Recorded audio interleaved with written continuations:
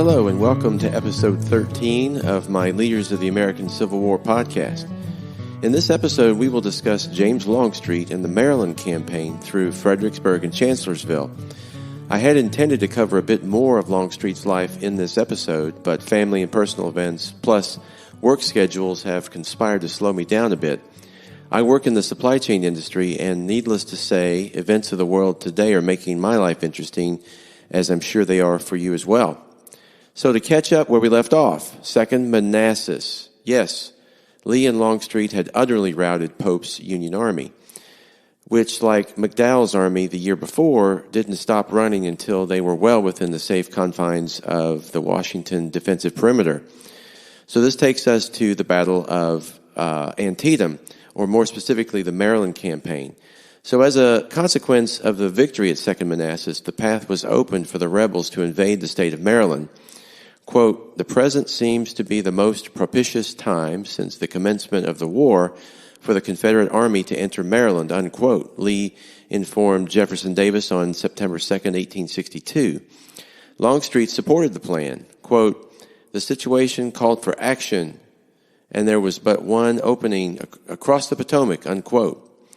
His men crossed into Maryland on September 3rd and arrived in Frederick the following day, beginning the Maryland campaign. Lee's army had about 55,000 men and was met by McClellan's army of about 87,000 men. Now, McClellan had been given back control of or command of the Army of the Potomac after having been sacked following the Peninsula debacle. He also now had command of John Pope's former Army of Virginia, given to him by a reluctant Abraham Lincoln on September 2nd after Pope's debacle at 2nd Manassas.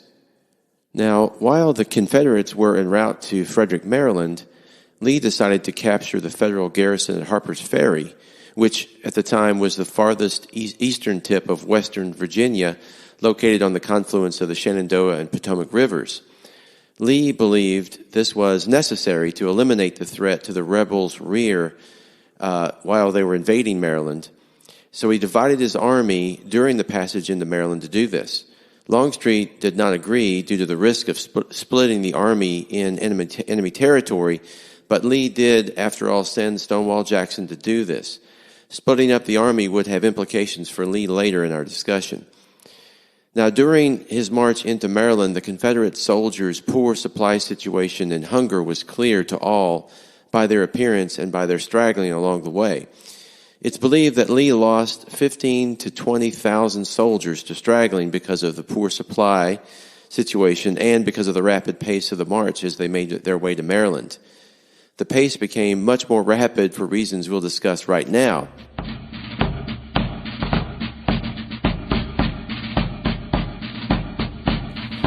While the Confederates were making their way to Maryland, a copy of Lee's plans, called Special Orders 191, was lost by a rebel courier and fell into Union hands.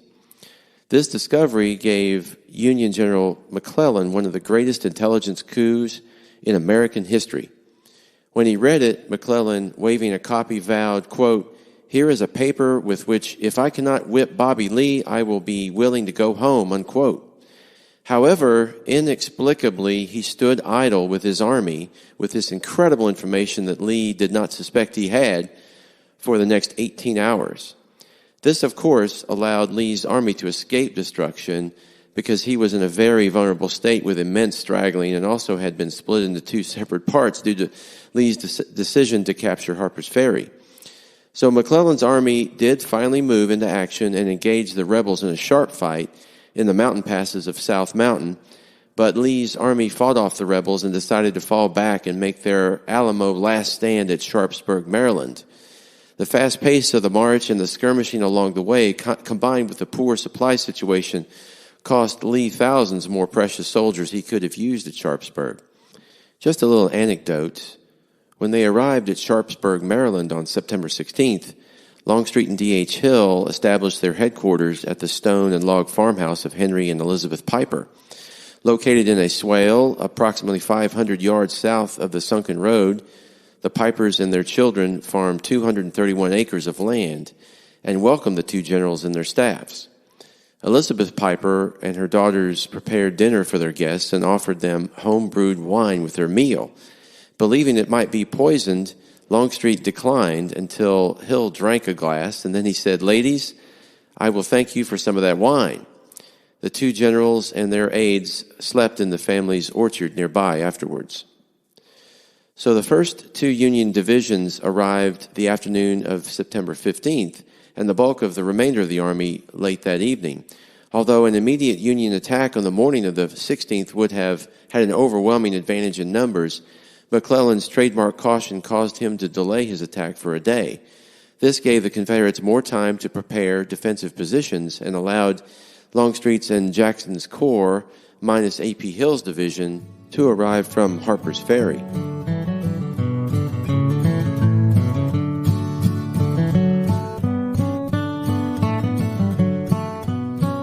Now in Sharpsburg, Maryland, Lee's Confederates literally had their backs against the wall, that wall being the Potomac River, with only one crossing, that being Butler's Ford. The two armies faced each other, with the Confederates facing east and the Federals facing west. The Confederates were in two wings, commanded by Stonewall Jackson and James Longstreet, respectively. Jackson's wing was on the northern sector, or the left, anchored on the Potomac River at the northernmost point. And Longstreet's wing was on the south, or the right flank, anchored on Antietam Creek on its southernmost point. This line was about 4 miles long. Lee was outnumbered about 2-1, and part of his army under A.P. Hill was still at Harper's Ferry. His army could only fight for their lives and defend their position. Now, as the battle progressed, Lee was able to shift units back and forth between his two wings using interior lines, which was made possible because the Union attacks were not coordinated to maximize effect. This was because George B. McClellan was the Union commander. Indeed, McClellan's command plans were ill-coordinated and were executed poorly. He issued to each of his subordinate commanders only the orders for his own corps, but not general orders describing the entire battle plan. The terrain of the battlefield also made it difficult for these commanders to monitor events outside of their own sectors. Moreover, McClellan's headquarters were more than a mile in the rear. This made it difficult for him to control the separate corps. This is why the battle progressed as essentially 3 separate, mostly uncoordinated battles. Morning on the northern end of the battlefield, midday in the center, and then afternoon in the south. This lack of coordination of McClellan's forces almost completely nullified the 2-1 advantage the Union enjoyed. The battle exploded about 6 a.m. on Wednesday, September 17th, amid a dissipating fog when Fighting Joe Hooker's Federals charged southward along the axis of the Hagerstown Turnpike. Before them were 2 divisions of Jackson's and Hood's brigades. From the beginning of the combat, the land was seared, consuming unharvested crops and soldiers in both armies. Attacks crumbled before flaming musketry and thunderous artillery fire. The fury embraced Miller's cornfield, the East Woods, the West Woods, and the plateau where the whitewashed brick church of the pacifist German Baptist Brethren, or Dunkers, stood. When the struggle for the sunken road began, Longstreet stationed himself on the Piper farm, most likely in or near the orchard where he spent the night. According to Major Sorrell, Longstreet's eyes were everywhere, directing units to areas of battle where they were needed most, and in many cases staving off disaster just in the nick of time.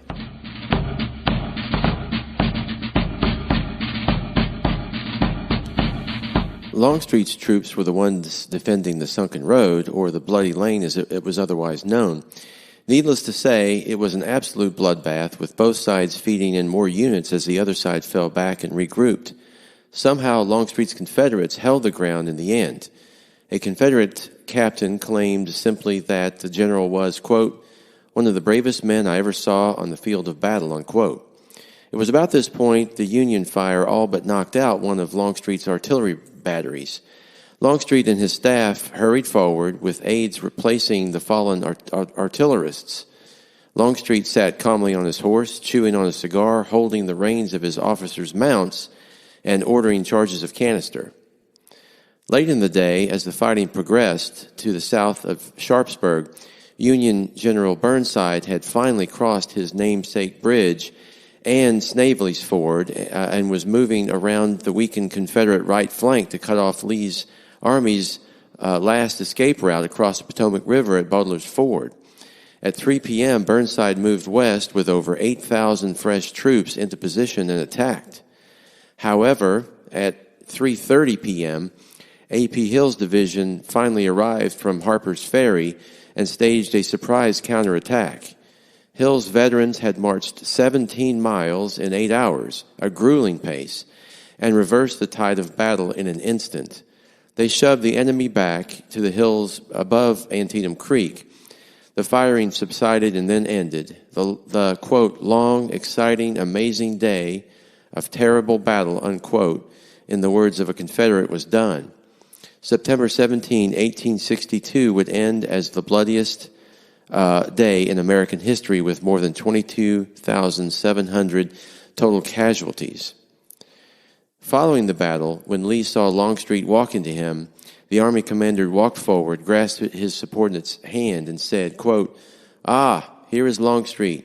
Here's my old warhorse. Let us hear what he has to say," unquote. The two generals then talked quietly with each other.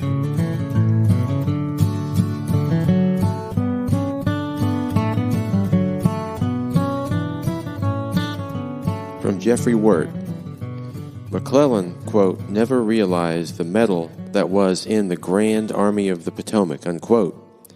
Consequently, the Confederates repulsed one uncoordinated assault after another and won a tactical victory.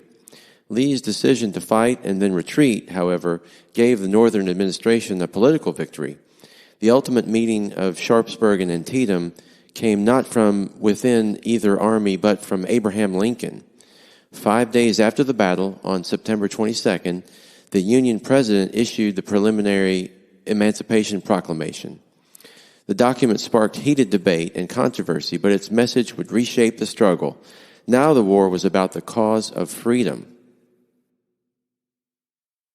Now, after Antietam, Lee recommended Longstreet and Jackson for the position of lieutenant general. His endorsement for Longstreet was without reservation. Jefferson Davis forwarded the two generals' names to the Confederate Senate, and both were appointed. Longstreet to the rank from October 9th and Jackson from October 10th, which made Longstreet the senior subordinate officer in the Army. Then, after an Army reorganization, which took about a month, Longstreet's First Corps consisted of 5 divisions, comprised of 21 brigades and 24 artillery batteries, approximately 41,000 troops in all, once the Army was back up to full strength. No addition to the First Corps pleased Longstreet's opinion more, however, than the appointment of Lieutenant Colonel Porter Alexander, whom we discussed in Episode 5, to the command of Stephen Dill Lee's artillery battery on Lee's promotion to brigadier and his assignment to Mississippi. Now we're going to discuss the Fredericksburg campaign in December of 1862. Fredericksburg was a stunning defeat of the Union Army, commanded for the moment by General Ambrose Burnside, a rather reluctant commander. Burnside had accepted the command of the Army of the Potomac once McClellan was sacked once and for all by Abraham Lincoln. But Burnside did not feel he was up to the job, and he showed it. Unlike McClellan, Burnside was willing to use his army aggressively in the attack.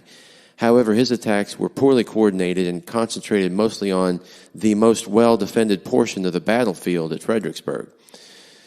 And this position Longstreet occupied at Marye's Heights, which was already an almost impregnable position. However, he was not satisfied with this, and in the days before the battle, he ordered trenches, abatis, and field works to be constructed.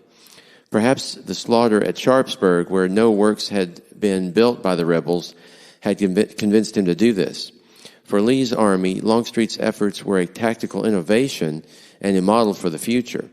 During one of his inspections, Longstreet, accompanied by Alexander, suggested to the artillery officer that additional guns should be placed on Marye's Heights. Turning to Longstreet, Alexander is said to have remarked, quote, "General, we cover that ground now so well that we will comb it as with a fine-tooth comb. A chicken could not live on the field when we open on it, unquote.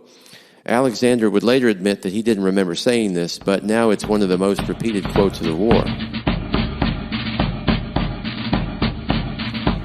Burnside would now inexplicably send wave after wave of Federal regiments to assail Longstreet's position at Marye's Heights, and the results were the same each time. Porter Alexander later admitted, quote, "I never conceived for a moment that Burnside would make his main attack right where we were the strongest, at Marye's Hill," unquote. In the end, Burnside's Union losses in terms of personnel were staggering, nearly 13,000. The Confederates lost were less than half that number, and mainly in Jackson's sector on the south. Burnside was a reluctant commander attacking an impregnable position of breastworks and defenses that Longstreet's men had pioneered during this battle. In later battles, the Union Army would make use of similar defensive tactics, for example, at the Battle of Franklin, which would prove equally impregnable.